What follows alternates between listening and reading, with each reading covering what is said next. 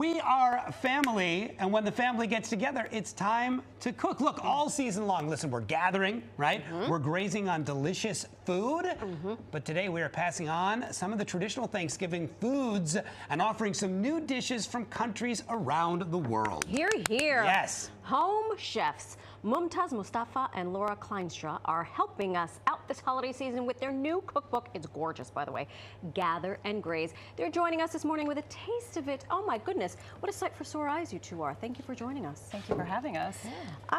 I appreciate this because in the Castro family household, though we are Puerto Rican, everything is not Puerto Rican on the traditional, plain Jane Thanksgiving cuisine. So thank you for bringing this to life. What inspired you to make this cookbook?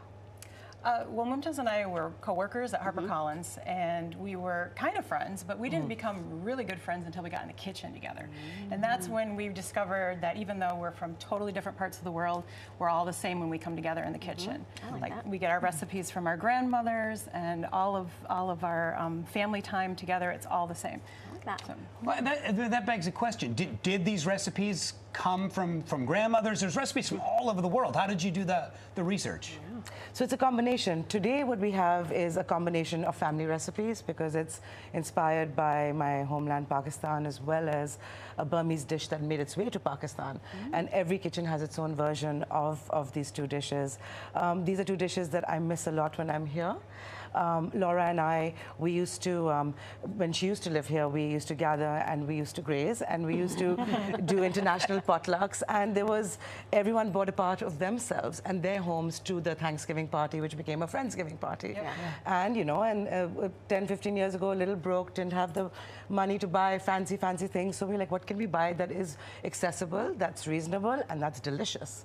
And she had never tried any of the Pakistani food, the Indian food. And initially she's like, no, I'm very particular. I'm from the Midwest. We don't do a lot of spice. But she does gorgeous, like seasonal, you know. I'm more of a baker. Oh, that's a perfect pair. The baker and the She's the spice, I'm the sugar. Well, can you give us an example? Can we make a little something that we might that we might graze on? So I'm going to give you guys, this is what you call a chart. A chart board, and basically this is a little cracker. Laura calls these the Pakistani nachos. Yep, Pakistani nachos. Okay. So you're going to build your own. You're going to build your own. It's this. There's a recipe in the book how to make these, but it's also available on Amazon and Sahadis locally, and a lot of all the Middle Eastern and Pakistani restaurants. So you have this house. You have a house, just because and then it gets parchment, messy. right? And then parchment. Yes. And this is our version of normally. Start with the potato and the. This is a bite-sized version of chaat. Normally you get in a bowl. Let's put. I'm going to put it for you. By the way, you do not have to take notes while you watch, because that QR code on the screen, if you scan that QR code, it'll link you to the actual recipe. I see, what are the chickpeas, garbanzo beans? Chickpeas and tomato. So good. Right. And what you call chaat masala, which is also in the book. Nice. And what was that, tomato? Tomato, and then this is a cashew, yogurt, mint, and cilantro chutney. Oh, yeah. See, those are flavors that when you have just a traditional, you're not going to get like a mint and a yogurt. Like those are really nice flavors to sort of bring. And what is this? Homemade date and tamarind. It's kind of like a caramel almost. And now I'm going to put a little bit of this crunchy stuff on top for you guys. My hands are clean.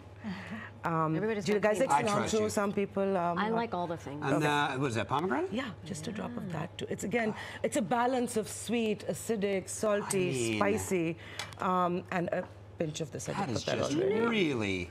And you can put lemon, you can put, I'm not going to give you the jalapeno peppers, this cilantro, but yeah, and then you pick it up and you have a big bite, and the messier so you pick it up from like the cracker at the bottom, the base at the bottom. Yes, and you can even pick up the parchment.